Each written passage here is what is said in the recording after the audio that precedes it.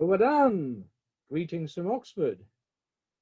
Well, dear friends and colleagues, I'm so delighted to be joining you, even though it's by courtesy of the internet.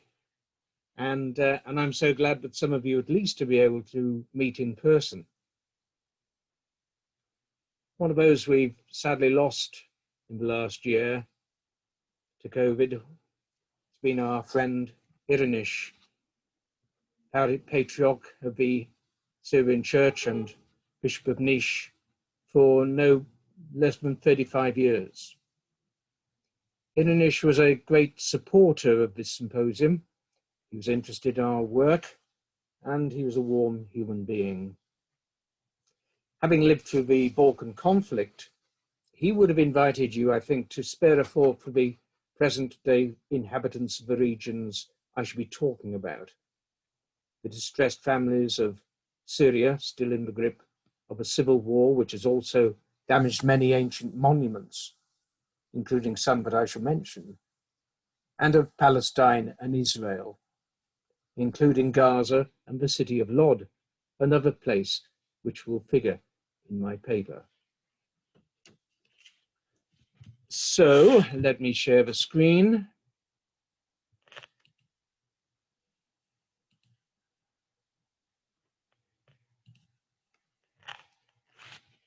And we see the Citadel mount of the city of Aleppo, one of the battle-scarred cities of Syria. In Helena's footsteps, churches, saints, and cultures on the Byzantine fringe. Helena Augusta's tour of Rome's eastern provinces in 326-328 is important because it forms the context for her supposed discovery of the cross of Christ's crucifixion. As such, it is a key milestone not only in her career but also that of her son, the Emperor Constantine the Great, born to her in Niš, and whose authority she represented on her imperial progress.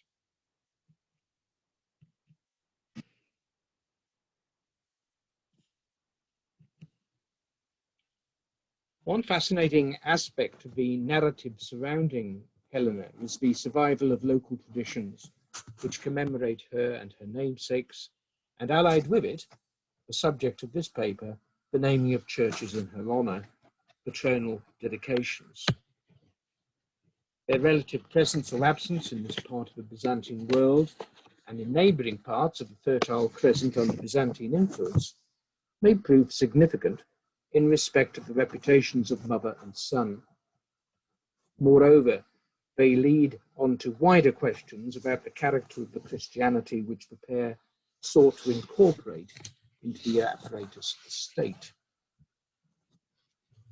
In fact, only 3 dedications come to light from an initial inquiry which has been necessarily limited to easily available English language data in Syria and Lebanon. The Church of St. Constantine Helena in Juna, on the coast of Lebanon, is a modern church of the Paulist Fathers, and as yet there is no immediate explanation for its dedication. The so-called St. Helen's Cathedral in Aleppo was located in what had been the agora of the Roman city. The church, converted into the Al-Halawiyah Madrasa in 1124, was said by an Arabic scholar-traveller of the time, Ibn Shaddad, to have resulted itself from the conversion of a pre-Christian temple under the orders of Helena. It's probably from this reference that the Christian church is referred to as St. Helen's Cathedral. It seems unlikely, however, that it ever bore her name in the canonical sense, looking at what can be learned about early dedications in Syria. Indeed, the church may have been a construction of the Emperor Justinian rather than Helena. And this photo from 2017 shows some of the damage that's been done during the siege of the city.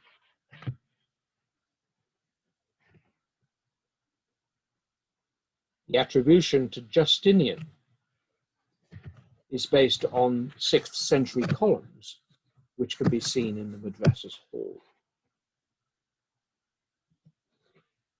The existing Melkite cathedral at Yabroud, north of Damascus, is currently dedicated in honor of Constantine and Helena, but how old the dedication is cannot be determined at present.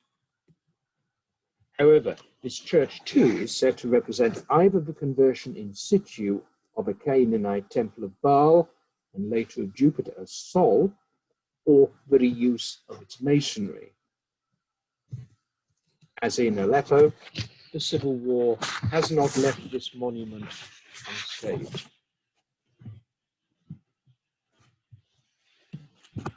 Appropriation for Christian use of temples centrally located in Roman cities is an important phenomenon. One reason is that temples in such locations seem often, if not always, to have been centers of veneration of major deities, including those which represented imperial power, such as temples of Jupiter.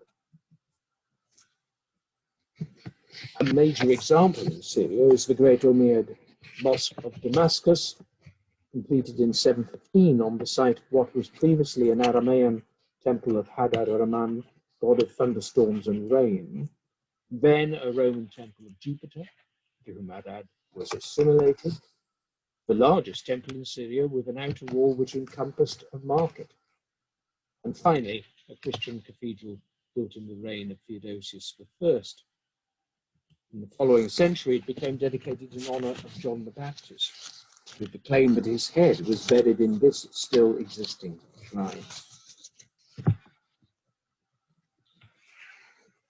Epigraphic evidence for the conversion of temples into churches, with the help of relics, comes from the lintel of the middle portal at the west end of the ruined octagonal church of St. George at Zora in southern Syria. It reads, "This has become a house of God, which was once a lodging place of demons. Where once were idol sacrifices, now are choirs of angels. And where God was provoked to wrath, now God is propitiated." A certain man, the primate Ioannes, son of Diomedes, at his own expense, as a gift to God, made offering of this noble structure, placing herein the revered relic of the holy martyr George, the gloriously victorious, who appeared to him, Ioannes, and not in sleep, but manifestly, in Indiction 9, year 410, that is, 515. The tone of the early narrative about Christianization of others' places of worship focuses on cleansing and the destruction of so-called idols, as if all was being swept away. The most ancient surviving narrative of the Apostle Bartholomew's Acts in Syriac suggests appropriation rather than destruction. Since evidence survives for polytheistic communities of priests of a sort that Christians might recognize as monks, it is reasonable to consider whether such communities converted en masse to the new religion in order to conserve their endowments and their way of life as far as was possible. Whether Helena was in fact responsible for church building or temple appropriation in this region, a reliquary cross seen in Homs, ancient Emesa, halfway between Damascus and Aleppo in the 1930s, suggests she was treated as a saint at least by the 6th to 7th century. Her name had already been attached to a city in Palestine, Helenopolis. However, as we have seen, she appears to figure hardly at all in the dedications of churches, a state of affairs borne out both from modern sources and from what can be gleaned about the earliest Christian period up to the age of Justinian and the first Muslim conquest, based on epigraphic evidence such as that at St. George Zora, chiefly collected in the 19th century. The range and distribution of both sets of dedications is instructive. Evidence from present-day data is very clear, even allowing for the limitations, including the provisional exclusion of dedications available only in Arabic text websites. Setting aside the universality of Mary, the Mother of Jesus, two holy patrons stand out. One is Elijah, the Old Testament prophet. The other is the late Roman martyr George. The earliest dedications show how dominant was allegiance to local martyrs from the earliest days of the patronal dedication of churches. Almost a quarter of those recorded from epigraphic evidence up to the time of the Muslim conquest commemorated Servius, either alone or with his companion Bacchus. So popular was this supposed Roman military officer that the city associated with his martyrdom was renamed Sergiopolis. Another batch of dedications commemorated St. George, one or two of the earliest known, dated to the 4th century, within a few decades of Helena's progress. George was popular here because legend gave him a Cappadocian father, Gerontius, but a birthplace at Lydda, present-day Lod, south of Tel Aviv, and a mother, Cronia, who was a Christian from that city. Helena's own general absence from the limited dedication evidence does not rule out the tradition that she was responsible for the erection of one or more churches in the Holy Land besides the Church of the Holy Sepulchre, Jerusalem. If one extends the definition of the Holy Land to include Rome's Syrian provinces. And since both St. Paul's, Damascus, and St. Peter's, Antioch are in that region, I guess the extension is reasonable. For that reason alone, and to understand the wider context of Christianity's early progress on the Byzantine frontier, it is instructive to examine the two sets of dedication data alongside an appreciation of Syria's complex religious history. There's no time now to review the theological and cultural divisions which led to the various Latin and Byzantine Rite denominations, accepting or rejecting the canons of the 7th century Council of Chalcedon, worshipping in Aramaic, Arabic, or Greek, and so on and so forth. Nevertheless, looking back beyond the period from the 4th to the 7th century, it is intriguing to consider the signs of surviving recognition of Christianity's Jewish roots, indeed of Jewish practice.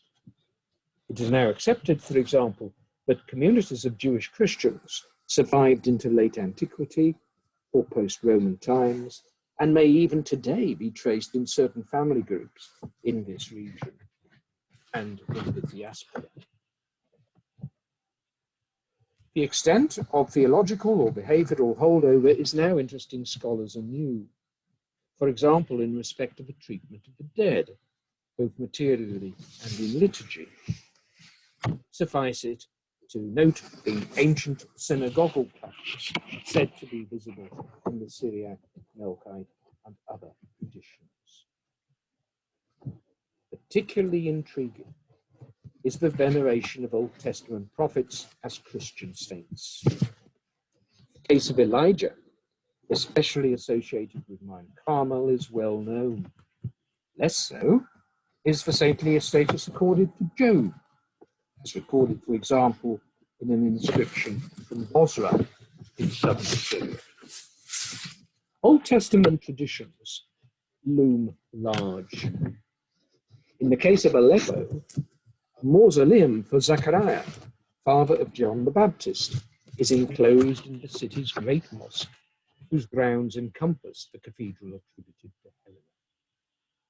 Moreover, it was held that the citadel mount overlooking the ancient city was a spot where Abraham watered his sheep on his migration southward.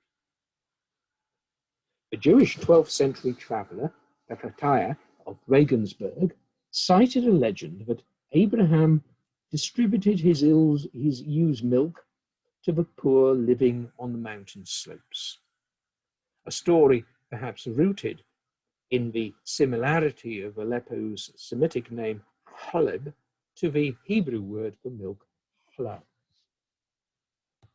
Most accounts derive the city's name from the Aramaic halala, meaning white, itself an epithet with near universal associations with celestial aspiration.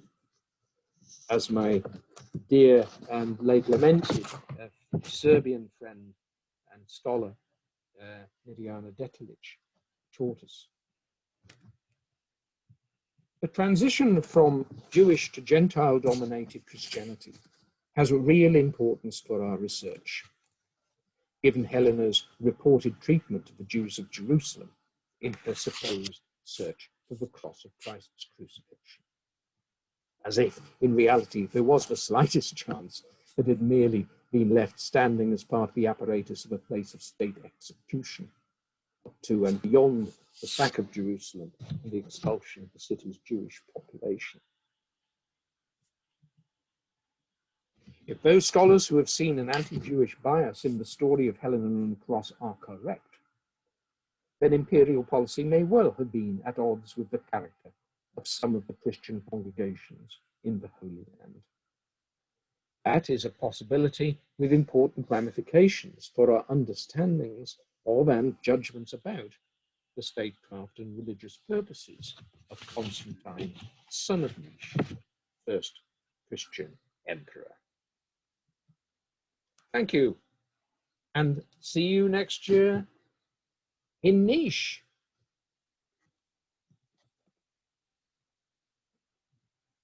And lastly, but not least, thanks to best wishes and congratulations to Nisha and all the staff at the university and the town hall for keeping this show on the road.